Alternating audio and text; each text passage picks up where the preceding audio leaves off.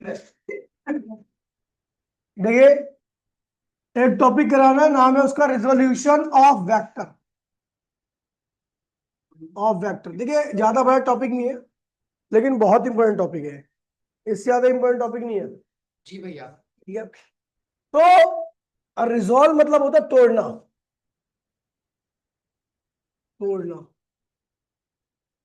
टुकड़ों में वेक्टर को। रिजोल्यूशन ऑफ वेक्टर का मतलब होता है तोड़ना टुकड़ों में वेक्टर को। ठीक है भैया, वेक्टर को टुकड़ों में तोड़ना है आपको। अब किस प्रकार से तोड़ना है वो अभी आपको पता लग जाएगा। दूसरी बात है, only vector can resolve. Only vector can be resolve. केवल वेक्टर ही रिजोल्व हो सकते हैं। दूसरी और स्केलर क्वांटिटी या टेंसर क्वांटिटी रिजोल्व नहीं हो सकती, टूट नहीं सकती। ठीक है, कौन से वेक्टर रिजोल्व हो सकते हैं?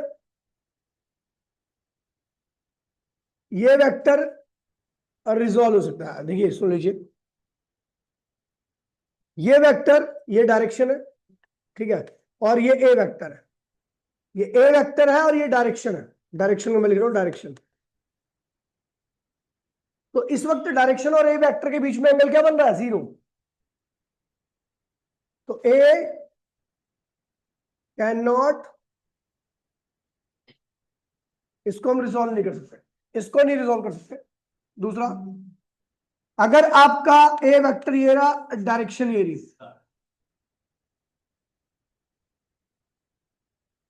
एंगल कितना बन रहा है? 90 डिग्री का। ठीक है, यहां पर एंगल कितना है? 90 डिग्री का। ए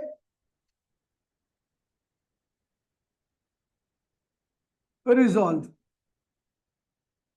इसको भी आप रिजोल्व नहीं कर सकते। मतलब इस वेक्टर को जब 0 डिग्री का एंगल हो, मतलब क्यों, कोई वेक्टर हॉरिजॉन्टल हो उसको आप रिजोल्व नहीं कर सकते, कोई वेक्टर वर्टिकल हो उसको आप रिजोल्व नहीं कर सकते, और किसी वेक्टर ने कुछ इस प्रकार से, ये डायरेक्शन है और ये ए वेक्टर है, एंगल कितना हो रहा है? 180। तो इस केस में भी आप वेक्टर को रिजोल्व नहीं कर सकते।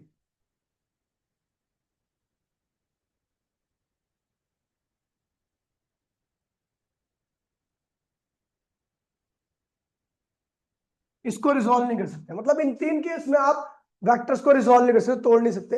बाकी दो, एक केस आता है जिसमें आप रिजोल्व कर सकते हो, ये रहा, ये वाला। जब आपका डायरेक्शन के साथ वेक्टर ए जो एंगल बना रहा है वो थीटा हो, और थीटा की वैल्यू ना तो 0 के बराबर हो, ना ही 90 के बराबर हो, और ना ही 180 के बराबर हो। Theta not equals to 0 degree, theta is not equals to 90 degree, theta is not equals to 180 degree. In case में अगर कभी भी कोई सा भी, इनके अलावा कोई भी एंगल बन गया, तो इस वेक्टर को आप रिजोल्व करेंगे। ठीक है, रिजोल्व कैसे करेंगे अब इसकी बात, अब बात देखते हैं। ठीक है, how to resolve, how to resolve, हम किसी वेक्टर को कैसे रिजोल्व कर सकते हैं। मान लीजिए ये है आपका ए वेक्टर, ठीक है, इसने हॉरिजॉन्टल डायरेक्शन के साथ, डायरेक्शन में अब लिखूंगा नहीं, समझ जाना, ये डायरेक्शन है, दूसरी लाइन जो है डायरेक्शन, इसके साथ कितना एंगल रखा है? थीटा। ठीक है, अब ए को मैं रिजोल्व किस प्रकार से करूंगा? देखिए, सबको ट्रिक आती होगी थोड़ी बहुत तो यहां पर एक परपेंडिकुलर खींच दिया, ये परपेंडिकुलर है। ठीक है, तो ये परपेंडिकुलर हो गया, इसको मैं लिखता हूं ए वाई, और ये बेस है, इसको लिखता हूं ए एक्स।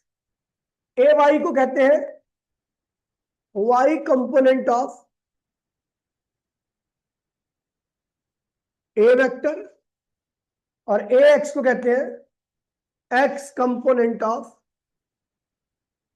ए वेक्टर।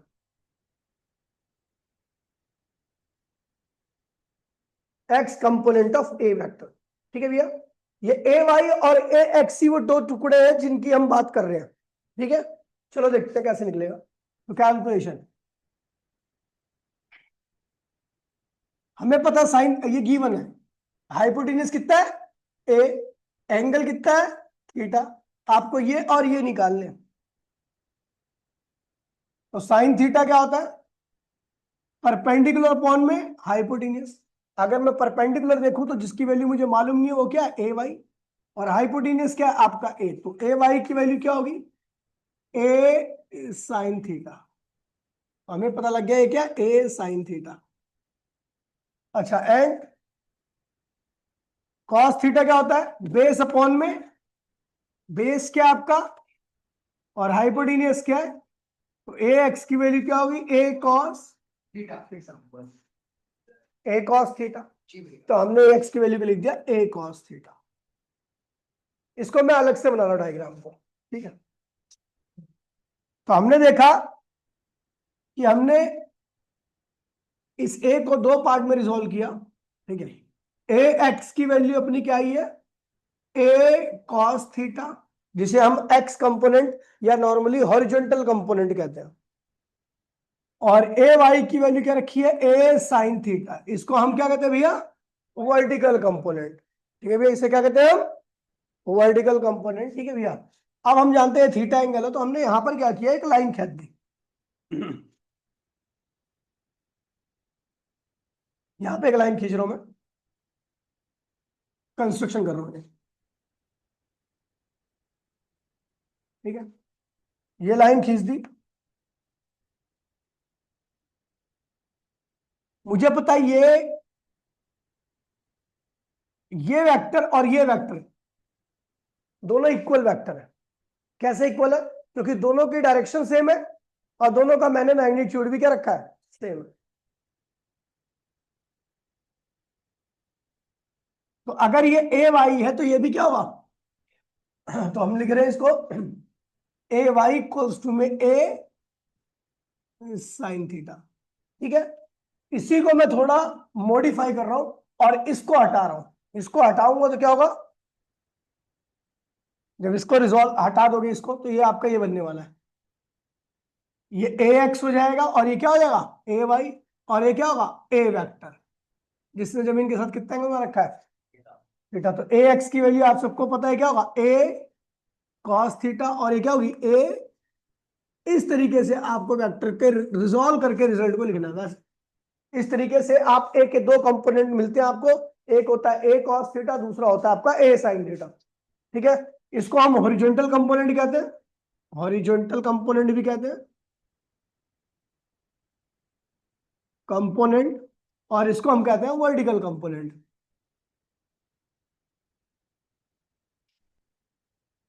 वर्टिकल कंपोनेंट, ठीक है।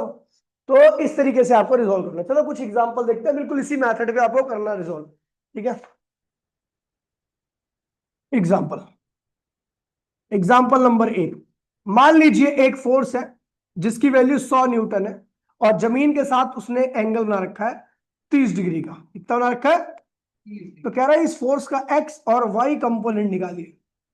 अब हमें ट्राइंगल वाइंगल बनाने की जरूरत नहीं है, समझ गए, ट्राइंगल वाइंगल तो पहले एक ही बार समझने के लिए बनता है। चलो करते हैं भैया सोल्यूशन। एक्स कंपोनेंट के लिए आपको पता है एफ एक्स क्या होगा, 100 कॉस 30 डिग्री।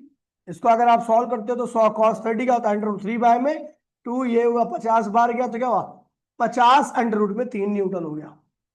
अच्छा, ऐसे ही हम वर्टिकल कंपोनेंट निकाल रहे हैं,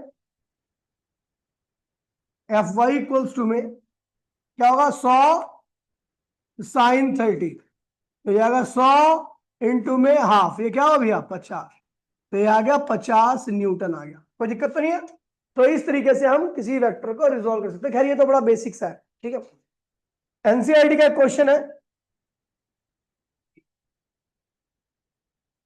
तो find the horizontal velocity of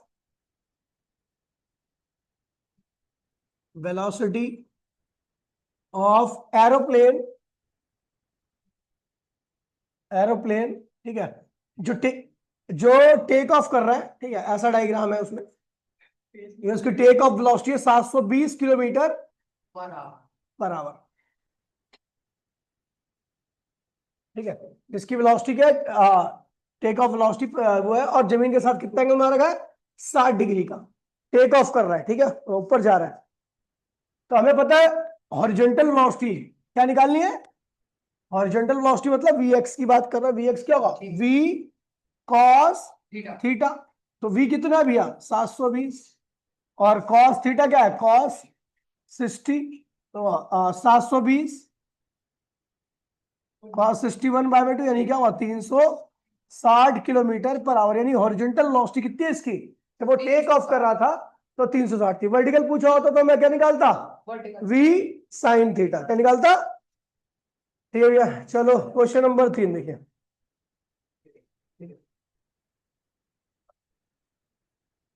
चलो ये है आपका, ठीक है, एक रोलर है, ठीक है, इसके ऊपर मैं फोर्स लगा रहा हूं। मास इसका क्या है भैया, इसका मास है, मान लीजिए, मानना क्या है, इसका मास है 50 kg, ठीक है। इसके ऊपर फोर्स लग रहा है मेरा 100 न्यूटन का, ठीक है। रुक जाओ, 100 न्यूटन का फोर्स लग रहा है इसके ऊपर। तो क्वेश्चन क्या हो रहा है, find acceleration along x axis. आपको एक्स के अलोंग एक्सेलरेशन निकालना है, कितना एक्सेलरेशन होगा। अच्छा, इसका जो एंगल बन रहा है वो बन रहा है आपका 30 डिग्री। क्या बन रहा है 30 डिग्री। तो आपको पता है एक्स के अलोंग तो ये कंपोनेंट है, और आपको एक्सेलरेशन भी एक्स के लॉन्ग निकालना, तो आपको फोर्स भी क्या लेना पड़ेगा, एक्स के लॉन्ग लेना पड़ेगा। तो एक्स के लॉन्ग फोर्स क्या होगा, एफ एक्स, इसकी वैल्यू क्या होगी 100 cos 30। 100 cos 30 होता है √3/2, यानी 50 √3 न्यूटन लग रहा है एक्स के लॉन्ग फोर्स। तो हमें निकालना भी है सॉल्यूशन, एक्सेलरेशन एक्स के लॉन्ग निकालना, तो आप किसके लोगे, force along x axis divide by mass. X के लॉन्ग फोर्स कितना है भैया 50 √3 डिवाइड बाय मास कितना भी है बॉडी का 50, काट दोगे तो आपका आएगा √3 को आप लिख सकते हो 1.7 मीटर पर सेकेंड स्क्वायर। ये एक्स के लॉन्ग का एक्सेलरेशन, ठीक है। नोट में कुछ बातें लिखवा रहा हूं। कॉनकरेंट फोर्स, कॉनकरेंट फोर्स क्या होते हैं। कॉनकरेंट फोर्स ऐसे फोर्स होते हैं जिनका स्टार्टिंग पॉइंट क्या होता है, सेम होता है, ठीक है। स्टार्टिंग एंड एंडिंग, और एंडिंग पॉइंट इज सेम। जिनका स्टार्टिंग और एंडिंग पॉइंट सेम होता है ऐसे फोर्सेस को हम कॉनकरेंट फोर्स कहते हैं, ठीक है। मान लीजिए ओ पॉइंट है, यहां से F1 फोर्स लग रहा है, ये F2 फोर्स लग रहा है, ये F3 फोर्स लग रहा है, और ये F फोर्स लग रहा है, F4 फोर्स लग रहा है। तो ये सारे के सारे क्या होंगे, कॉनकरेंट फोर्स होंगे, क्योंकि इनका सबका स्टार्टिंग पॉइंट क्या है भैया, सेम है, कॉनकरेंट फोर्स है। अब इसी में equilibrium of कॉनकरेंट force, equilibrium of कॉनकरेंट force. अगर ये बोल देगा भैया कि अगर सारे फोर्सेस क्या इक्विलिब्रियम में है, तो इट मींस F1 बराबर में F3 एंड F2 बराबर में F4। अगर इक्विलिब्रियम में बोल देगा तो भैया अपोजिट फोर्स एक दूसरे क्या होंगे, बराबर होंगे। अब इसका इस्तेमाल करके हम रिजोल्यूशन ऑफ वेक्टर के बहुत सारे क्वेश्चन कर सकते हैं। कॉनकरेंट फोर्स क्या होते हैं, ऐसे फोर्स जिनका स्टार्टिंग पॉइंट क्या होता है, सेम होता है, ऐसे फोर्सेस को हम क्या कहते हैं, कॉनकरेंट फोर्स कहते हैं। फिर मैंने बोला भैया इक्विलिब्रियम ऑफ कॉनकरेंट फोर्स, तो इक्विलिब्रियम ऑफ कॉनकरेंट फोर्स का मीनिंग होगा कि सारे अपोजिट फोर्स एक दूसरे क्या होंगे, आइडेंटिकल होंगे, क्या होंगे, सिमिलर होंगे। अब इसी के ऊपर हम क्वेश्चन करेंगे, ठीक है, रिजोल्यूशन ऑफ वेक्टर के। पहला क्वेश्चन क्या कह रहा है, if given system is in equilibrium,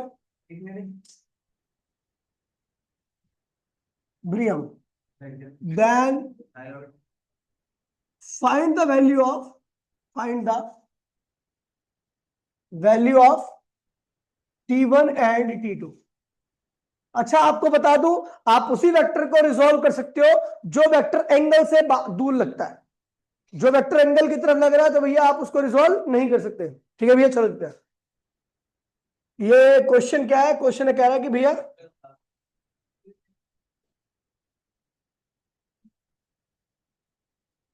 ठीक है, इस तरीके से एक रस्सी है, नीचे ब्लॉक लटका हुआ है, जिसका मास क्या है भैया? मान लीजिए वेट क्या mg है, इसका वेट क्या है? आप जब रस्सी पे किसी भी चीज को लटका दोगे ना, तो रस्सी के ऊपर खिंचाव लगता है। भाई प्लीज बोली मत, क्या गिरा? रस्सी, जब किसी भी चीज को आप लटका दोगे रस्सी के ऊपर, तो रस्सी के ऊपर एक प्रकार का खिंचाव लगता है, जिसको आप टेंशन कहते हो। तो इस वाले रस्सी पे T1 टेंशन लग रहा है, और इस वाले रस्सी पे टेंशन कितना लग रहा है? T2। यहां पर जो एंगल बन रहा है वो बन रहा है θ1, और यहां पर जो एंगल बन रहा है वो बन रहा है θ2। ठीक है, लेकिन मैं देख रहा हूं कि मैं यहां पर T1 और T2 को रिजॉल्व नहीं कर सकता। क्यों नहीं कर सकता? क्योंकि ये दोनों वेक्टर क्या है? एंगल की तरफ लग रहे हैं। जो वेक्टर एंगल की तरफ लगेगा उसको आप रिजॉल्व नहीं कर सकते। अब हम क्या करेंगे, हमें कुछ कलाकारी करनी पड़ेगी। यहां पर मैं इस एंगल को ही शिफ्ट कर लेता हूं, तो आपको पता है θ2 है, तो ये क्या होगा? थीटा। ये θ1 है, तो क्या होगा? ठीक है, ऑल्टरनेट इंटीरियर एंगल कर दिया हमने। अब हम देख रहे हैं कि इस θ2 के रिस्पेक्ट में T2 क्या लग रहा है? बाहर दूर लग रहा है। ऐसे ही θ1 के रिस्पेक्ट में T1 क्या लग रहा है? दूर लग रहा है। अब आप रिजॉल्व कर सकते हो इसको। चलो रिजॉल्व करता हूं, मैं पूछूंगा जिससे। तू बताइए यहां पे क्या आएगा? इस T2 का हॉरिजॉन्टल कंपोनेंट क्या रहेगा? T2 cos θ2। ठीक है, ऐसे T2 का वर्टिकल कंपोनेंट क्या रहेगा? T2 sin θ2। ठीक है, ऐसे ही T1 को अगर रिजॉल्व करोगे,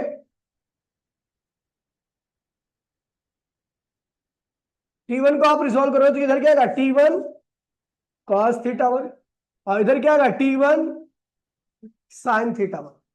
और रिजॉल्व कर चुका हूं मैं सारी चीजों को, अब कुछ नहीं बचा है। जो रिजॉल्व हो जाएगा केवल उसके टुकड़ों से मतलब है। ठीक है, समझ गए? तो भैया हमने क्या किया, हमें उसके टुकड़े उठाने, क्योंकि जो कट चुका है उसके अब मतलब ही नहीं है, टुकड़ों से ही मतलब है। तो हमने क्या किया, एट इक्विलिब्रियम, क्वेश्चन में बोल रखा है ये पूरा सिस्टम किसमें है? इक्विलिब्रियम में। तो एट इक्विलिब्रियम, अच्छा ये सारे फोर्स कौन करंट है, पता कैसे? क्योंकि ये देखिए, इस पॉइंट को देखिए, ये फोर्स भी यही लग रहा है, ये फोर्स भी यही लग रहा है, यही फोर्स भी यहाँ पे स्टार्ट हो रहा है, यहाँ फोर्स भी, ये फोर्स भी और ये फोर्स भी यहीं से स्टार्ट हो रहा है। सारे फोर्स एक ही पॉइंट से स्टार्ट हो रहे हैं। ये सब क्या है भैया? कॉन्करेंट फोर्स है, और ये इक्विलिब्रियम में भी है। ठीक है, तो एट इक्विलिब्रियम, अगर मैं इक्विलिब्रियम की बात करूं, तो भैया आपका ये दोनों फोर्सेस का सम नीचे वाले फोर्स के क्या होगा? बराबर होगा। यानी T1 sin θ2, और फिर T2 sin θ2 plus T1 sin θ1 बराबर में क्या हो गया? डन। ये होगी पहली इक्वेशन।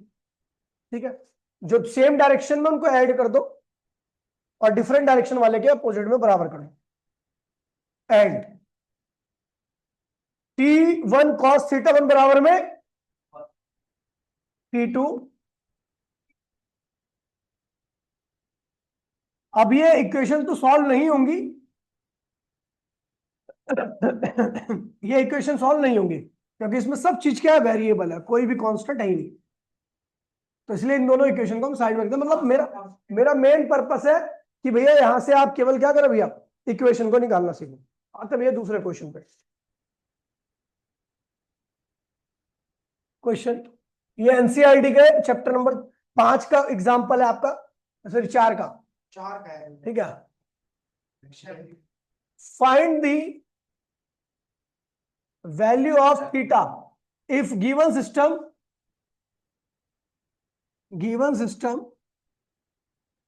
Is in equilibrium. कह रहा है ये सिस्टम में बना रहा हूं, इक्विलिब्रियम में है, और आपको थीटा की वैल्यू निकालनी है। तो भैया एक दीवार है, उस दीवार से यहां पर एक रस्सी बंधी हुई है, इसकी रस्सी की लंबाई जो भी है, ठीक है, और इस रस्सी के थ्रू नीचे एक मास लटका हुआ है, और इसका मास क्या है भैया? 50 किलोग्राम है, सॉरी 50 न्यूटन। इसका वेट क्या है? 50 न्यूटन।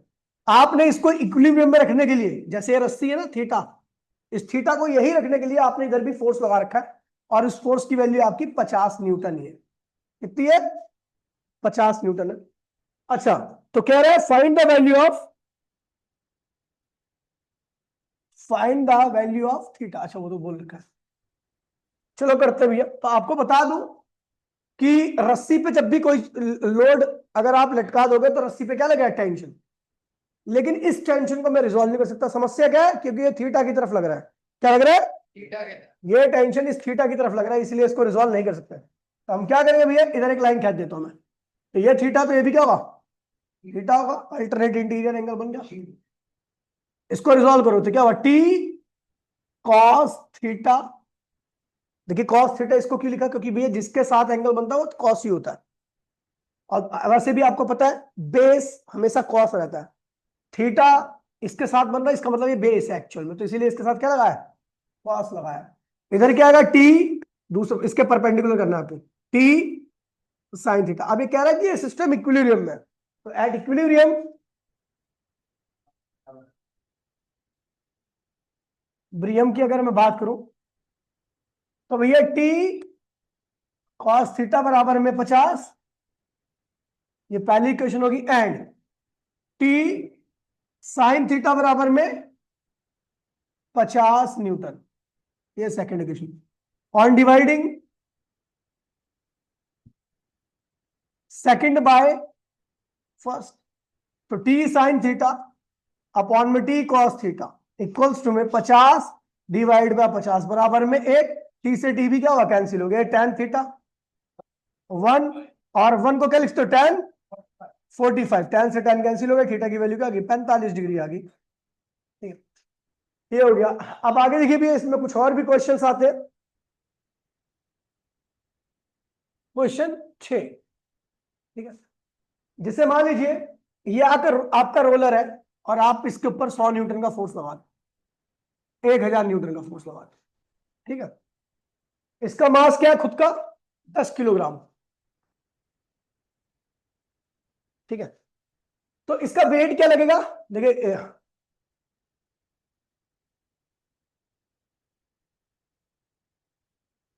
इसका वेट लगेगा mg, और m कितना है? 10, और g की वैल्यू आपने क्या ली है? 10, तो क्या आएगा?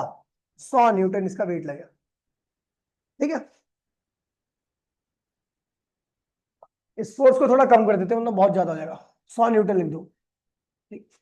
जमीन के साथ इस फोर्स ने जो एंगल बना रखा है वो एंगल है 60 डिग्री का, ठीक है। अब एक बात ध्यान में रखना कि अगर ये रोलर जमीन पर रखा हुआ है, ठीक है, तो जमीन पर जो इसका वेट है वो कहलाता है एक्शन। क्या कहलाता है? और इसी एक्शन के अपोजिट में न्यूटन का थर्ड लॉ कहता है कि क्या आएगा? रिएक्शन। उसको हम कहते हैं भैया, दूसरे नाम से जानते हैं, उसे कहते हैं कांटेक्ट फोर्स। क्या कहते हैं इसे? या नॉर्मली अभी रिएक्शन ही बोल दो आप, ज्यादा आसान रहेगा। एक्शन क्या हुआ? बॉडी का वेट आ गया, ये हो गया रिएक्शन, ठीक है। इस तरीके से एन एन से लिखा रिएक्शन को, इसको कांटेक्ट फोर्स भी कहते हैं। इस कांटेक्ट फोर्स की वैल्यू जितनी ज्यादा होती है जमीन पे आप उतनी आसानी से खड़ा हो पाओगे, ठीक है। और इस कांटेक्ट फोर्स की वैल्यू जितनी कम होगी जमीन पर आपको खड़ा होने में उतनी क्या होगी? दिक्कत होगी। जैसे इंक्लाइन प्लेन पर इसकी वैल्यू बहुत कम हो जाती है, ऐसा रैंप जो होता है ना उस पर आप खड़े नहीं हो सकते क्योंकि इसकी वैल्यू बहुत कम होती है वहां पर। लेकिन हॉरिजॉन्टल प्लेन पे इसकी वैल्यू वेट के बराबर हो जाती है, ठीक है, और आप आसानी से उस पर हॉरिजॉन्टल प्लेन पे खड़े हो सकते हो, ठीक है। तो कह रहा है, क्वेश्चन कह रहा है कि आपको निकालना है, अच्छा, जमीन का फ्रिक्शन लेस है। जमीन क्या है? फ्रिक्शन ऑफ जमीन क्या होगा? 0। जमीन कोई फ्रिक्शन ऑफर नहीं कर रही। तो भैया बात करता हूं, क्वेश्चन कह रहा है पहला, find the value of n if the given system is in equilibrium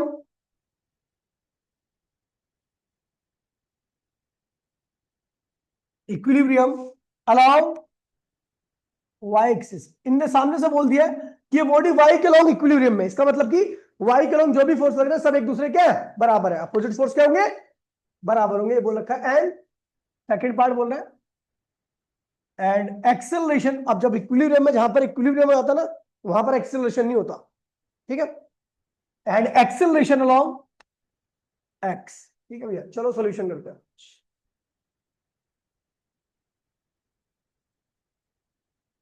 इसको रिजॉल्व करते हैं, तो 100 को रिजॉल्व करेंगे तो क्या होगा, 100 cos 60 और इसका दूसरा कंपोनेंट रहेगा 100 sin 60। ठीक है, तो पहले हम क्या निकाले, पहला पार्ट निकालते हैं। पहला पार्ट कर रहा हूं मैं।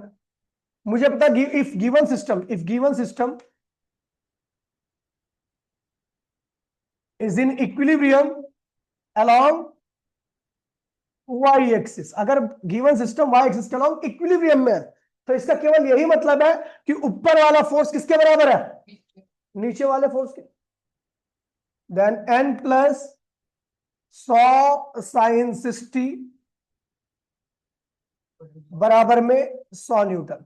ठीक है, n प्लस साइन 60 होगा 50 अंडर रूट में 300।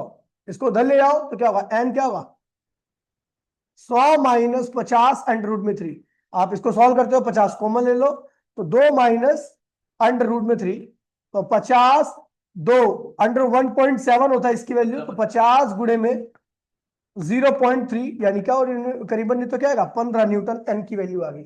मतलब जमीन के साथ इसका कांटेक्ट फोर्स क्या है, देखिए अगर ये बॉडी खड़ी रहेगी, ये बॉडी रुकी हुई है, यानी ये फोर्स नहीं लगा रही, तो ये भी नहीं होगा और ये भी नहीं होगा। उस केस में एन क्या होगा, 100 के बराबर होगा।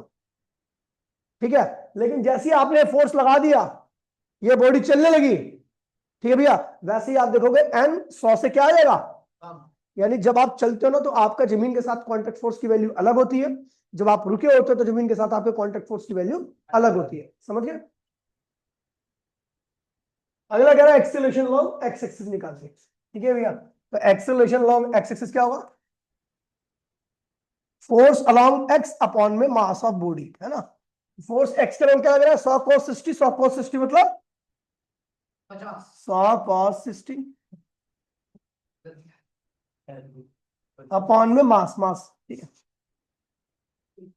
ये क्या होगा 50 डिवाइड बाय 50, यानी क्या होगा 1 मीटर पर सेकंड स्क्वायर, यानी इस बॉडी का एक्स के लॉन्ग जो एक्सेलरेशन होगा वो 1 मीटर पर सेकंड स्क्वायर का एक्सेलरेशन। ठीक है भैया, तो ये बेसिक क्वेश्चन थे जो कि रिजोल्यूशन ऑफ वेक्टर के ऊपर डिपेंड है। ठीक है, जिसको नहीं आता होगा वो कर लेगा। ठीक है, आगे हम और भी बहुत सारे ऐसे टॉपिक में पढ़ेंगे रिजोल्यूशन, तो आपको और ज्यादा हार्ड चीजें भी पता लग जाएंगी। ठीक है, मास 50 दे रखा है, 10 है, 10 है, चलो 10 ले लें, ये 10 है, 10 तो ये आएगा आपका 5, ये आपका एक्सेलरेशन आ गया। ठीक है भैया, एक्स चलो। ठीक है भैया, तो आगे हम और टॉपिक में रिजोल्यूशन को और अच्छे लेवल से पढ़ेंगे, अभी इतना ही आप रिजोल्यूशन से यहीं तक समझिए। ठीक है भैया, मिलते हैं अगली क्लास में। टाटा बाय बाय, जय हिंद जय भारत। कॉपी कर ले।